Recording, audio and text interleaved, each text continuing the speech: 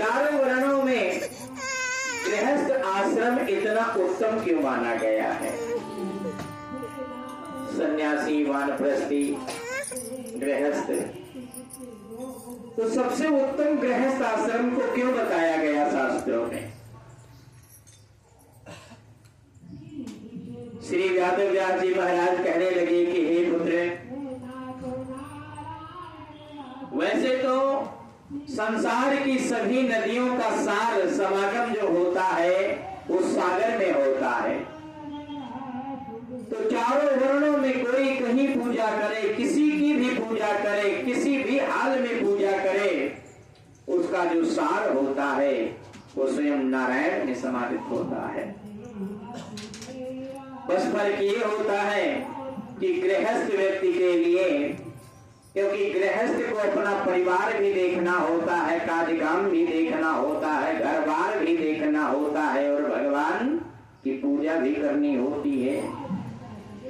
इसलिए गृहस्थियों के लिए बहुत सुंदर सा भाव बनाया और इतना भाव बनाया।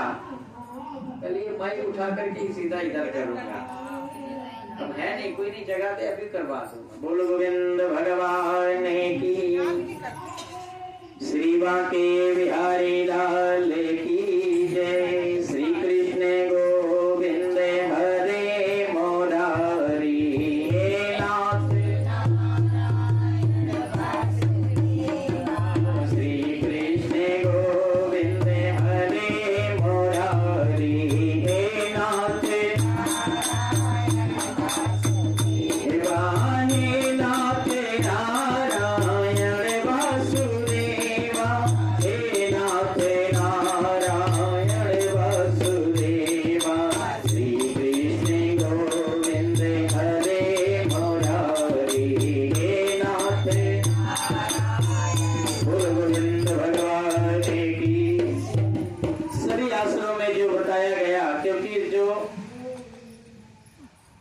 गृहस्थ आश्रम है, ये गृहस्थ आश्रम सबसे उत्तम आश्रम है, क्योंकि इसने सबको संभाल करके।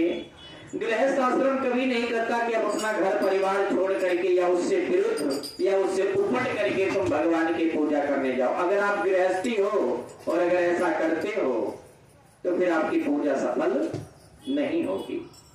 यदि आप सन्यासी हो और ऐसा करते हो तो आपकी 100% पूजा सफल होगी। क्यों? क्योंकि आपके पास कभी है ही नहीं, आपका केवल राम नाम का चिंतन है।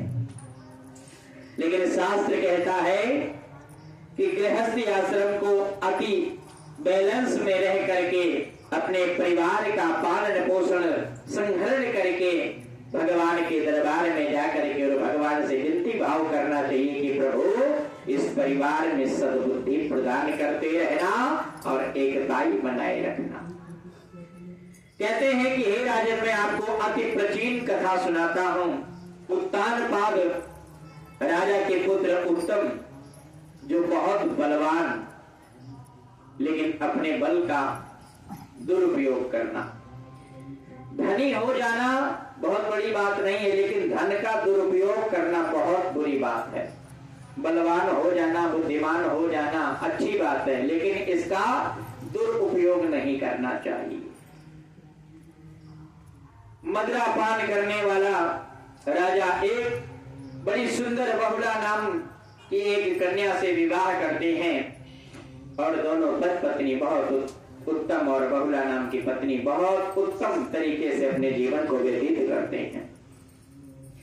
एक दिन राजा वेश्या नृत्य देखने गया था। वहां पे उसने मदिरा पान किया और मदिरा पान करने के बाद बगल में रानी बैठी थी। रानी को भी कहा कि आप भी मदिरा पान करो।